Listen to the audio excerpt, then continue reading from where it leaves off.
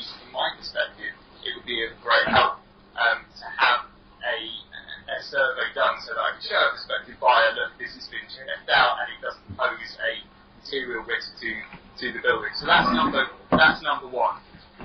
Number two, again, from my perspective, and I think from a tenant's perspective, particularly Leyland and Suzanne, your tenants being directly above, a kind of an idea of the time scale of this thing. So, how long it will take, what the working hours would be, what the level of destruction would be, is a second thing.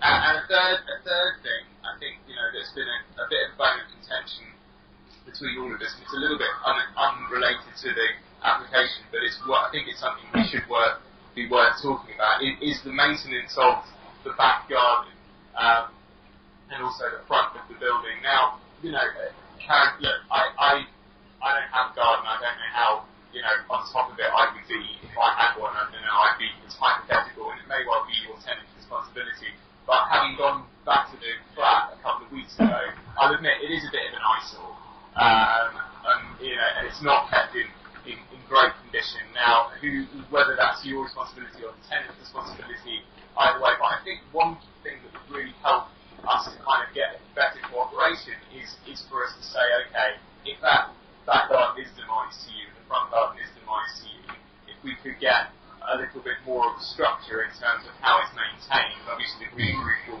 will impact that, I think that would probably help smooth relations between directors. But having said all of that, I can't second guess the survey results that would come up, but if the survey results come up saying there's no structural danger to the building and it wouldn't disadvantage the building, and if the works can be agreed to a way that minimises disruption to your tenants, Leyland and mine as well, I would be comfortable in progressing with that. Now, clearly, we need to make a decision on opening the structural walls, but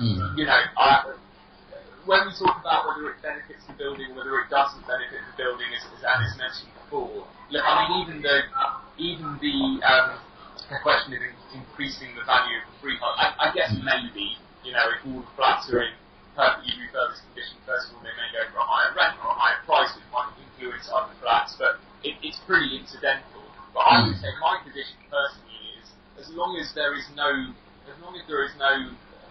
kind of detriment to my flat, then whether other freeholders want to make extensions, as long as that's neutral, then I'm happy for that to go ahead. And I think I've spoken to my estate agents and sellers, and they pretty much say, look, that's pretty much the standard position, especially in London. So look, that's my position. And things like insurance costs and indemnities, I think Guy has recommended that Anna would absorb. Sorry, not Anna. Karen would absorb the increased costs as a result directly of the extension, and that there would be a certain, the indemnity we need to be advised on by a legal professional. But that's my position, and I do feel that's a relatively neutral, relatively kind of pragmatic position. So I hope that that can help a little bit going forward. Yeah. Okay, that's really helpful, David. Who would like to? Anna or Karen, would you like to present your position? Well, I'd just like to present two things that have not yet been, points that have not yet been made. And first, it is not automatic when somebody gets planning permission that we must grant a license. We have a choice. This is clear. And the second point is that this is what is called a bare freehold, which means that it actually has no value because it is tied to each flat. We can't sell it individually. So it's impossible that carrying out building an extension will in any way increase the value of the freehold. Those are 2 points that I would like to make. But the third point is I'm not sure how I went, and I wanted to say this last time, I went together with my friend Roman, not Raman, to an hour's meeting with one of the head planning officers, Elizabeth Beaumont, after planning was granted. And she made a very thorough point. We must be very careful to have independent structural engineers also appointed. And second, we should be aware that the planning application only covers the drawings, the actual architect's drawings. They do not, during the planning process, in any way address the structural issues. None of that's been looked at by Camden. And also, the garden roof. She warned us that if the garden roof is not maintained, Camden will serve us as freeholders with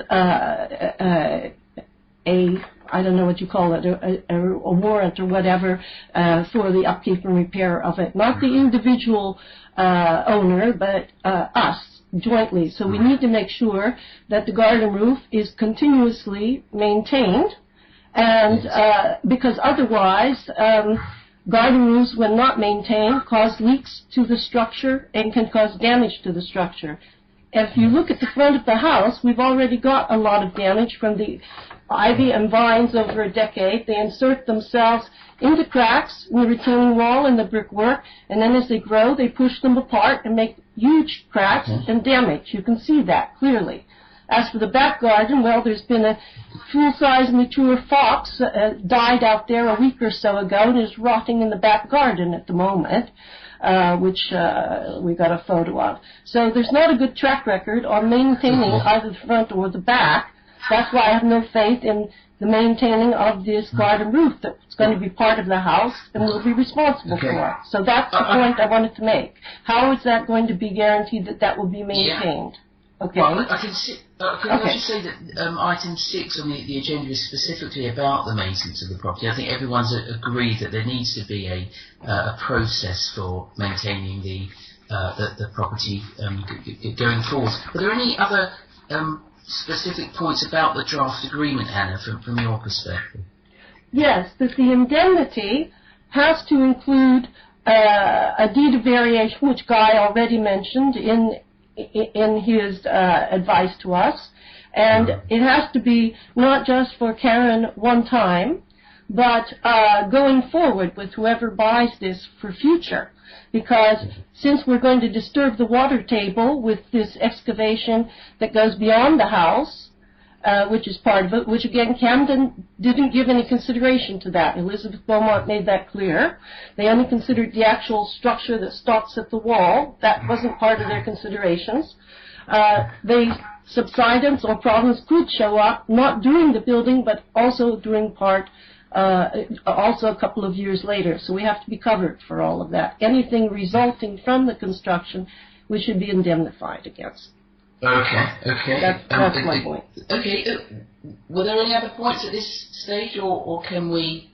Because I'd like to say what our position is. Yes, please do. Yeah. Okay. So I think that I would say, like David, our position is fairly pragmatic. I should say that probably, personally, the idea of an extension to me is slightly less attractive than a refurbishment without an extension. I would probably, but I like that. I prefer a sort of conservative approach to buildings. I'm not a fan of extensions, but in saying that I don't think they are grounds for me withholding consent, because that wouldn't be my personal preference. We clearly do have concerns about the potential structural implications of cutting into the wall and tying into the communal areas, which I think we can only resolve through the process of surveys. And clearly, because it is tenanted, there are issues about the impact on our tenants, and in terms of whether that's going to have an impact on how attractive it might be. Because if the work starts at the time we're looking for a new tenant, that may be a problem. We've got some specific issues about security of our back window that we need to think through. But we also share, I think, what both David and Karen said about maintenance and about indemnity, but I don't think those things are going to be irresolvable. So I guess that's my position. I'm not a fan of extensions, but I couldn't withhold my consent if it could be done safely. I find just to quickly kind of